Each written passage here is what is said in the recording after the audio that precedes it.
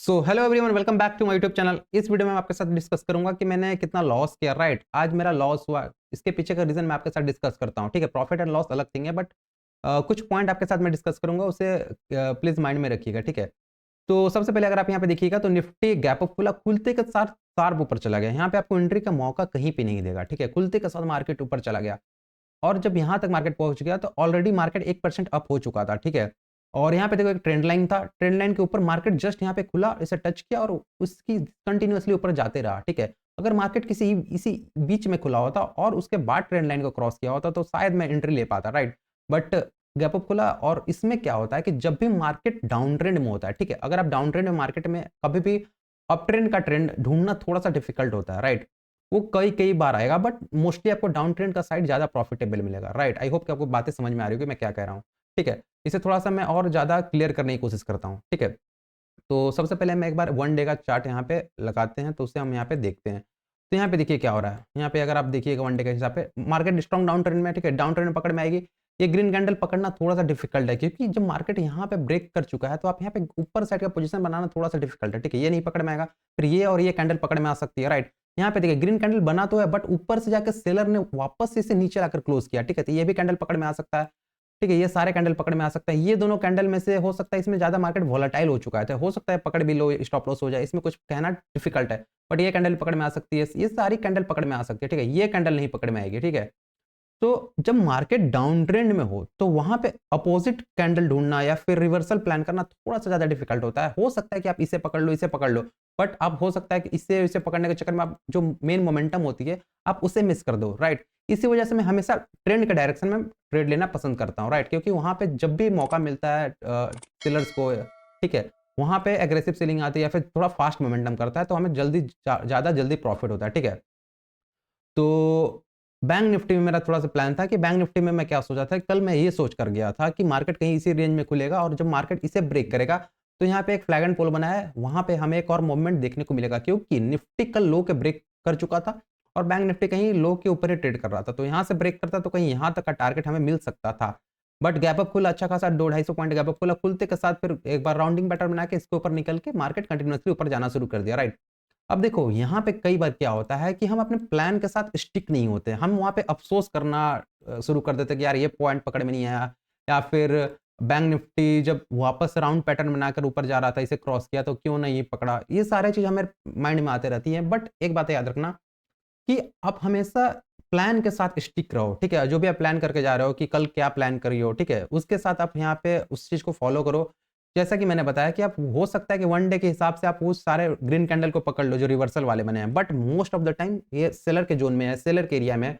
तो वहाँ पे जब भी सेलर को मौका मिलेगा वहाँ पे सेलर पोजीशन बनाना चाहेंगे और हो सकता है कि आपका यहाँ पे लॉस हो बाइंग के साइड। राइट, इसलिए हमेशा ट्रेंड के डायरेक्शन में ट्रेड लेना शुरू करो।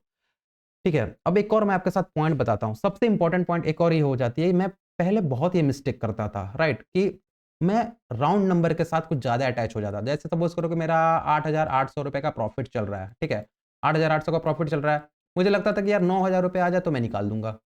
ठीक है, फिर 9,000 मान के चलो 600 चल रहा था, मैं सोचता था कि यार 10,000 आ जाए तो निकाल दूँगा। राइट, भले ही मेरा टारगेट के पास मार्केट पहुँच चुका है, बट स्टिल मैं सोचता था कि 10,000 आ जाए तो निकाल दूँ, 9,000 आ जाए तो निकाल दूँ। राइट, इस राउंड नंबर के साथ मेरा कुछ ज़्यादा ही अटैचमेंट हो चुका था। राइट, और लॉस में भी सेम होता है। जैसे सपोज़ करो कि मेरा आज 1800 का लॉस चल रहा था, तो मैं सोच रहा था कि यार एक बार 1500 का लॉस आ जाए तो मैं निकाल दूँगा। राइट, जबकि ये मैक्सिमम लॉस जबकि ये लॉस हो चुका है, ठीक है? ये मेरे लॉस कैपेसिटी के ऊपर जा चुका है, बट स्टिल मैं सोच रहा हूँ कि एक बार 1500 आ जाए तो निकाल दूँगा। ये जहाँ पे आने लगती है ना, यहाँ पे हमारा माइंडसेट खराब होता है और यहाँ पे लॉसेस ज़्यादा होने लगती है, ठीक है? तो हो सकता है कि आप में से कई लोग ये मिस्टेक करो, ठीक है? होती है यार, स्टार्टिंग में सबके साथ ही होती है। इनफैक्ट मैं पहले बहुत करता था, अब कभी-कभी ये चीज़ हो जाती है, ठीक है? तो इससे आप थोड़ा अवॉइड करो, ठीक है? प्रॉपर फोकस करो टारगेट पे, ठीक है? कहाँ पे ट्रेड ले रहे हो, ठीक है? कहाँ पे एग्ज़िट कर रहे हो, आपका क्या टारगेट बन रहा है। जो यहाँ पे आप P&L देखते रहोगे ना, P&L आपका सारा काम खराब कर देगा, ठीक है? मैं आपको एक बार दिखा दूँ, मेरा ₹1200 का लॉस हुआ, बहुत छोटा लॉस है, ठीक है? कुछ मतलब कुछ है ही नहीं लॉस। क्वांटिटी आप देखोगे, क्वांटिटी ठीक-ठाक थी, ठीक है? बट इसके बावजूद भी ₹1200 का लॉस, कुछ लॉस नहीं है, राइट? बट यहाँ पे इंपॉर्टेंट ये है कि मैंने ऑप्शन सेलिंग किया था, ठीक है? तो यहाँ पे इंपॉर्टेंट ये है कि जैसे सपोज़ करो मेरा 1200 का लॉस था। मैं एक बार सोच रहा था कि यार ₹1000 के अंदर लॉस हो जाए तो यार क्या सही रहेगा, 1000 का लॉस है, बाकी कंटिन्यूअसली मेरा प्रॉफिट हुआ है तो अच्छा लगता है, ठीक है? P&L अच्छा देखने में लगता।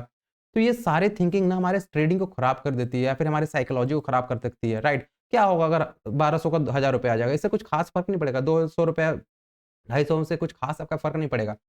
बट यहाँ पे हमारी अगर अगेंस्ट में चला गया कि 1200 का 1500, 1800, 2000, 2500 चला गया, तो आप वहाँ पे पोजीशन को काट नहीं पाओगे और आपका कंटिन्यूअसली वो लॉस में कन्वर्ट हो जाएगा, राइट।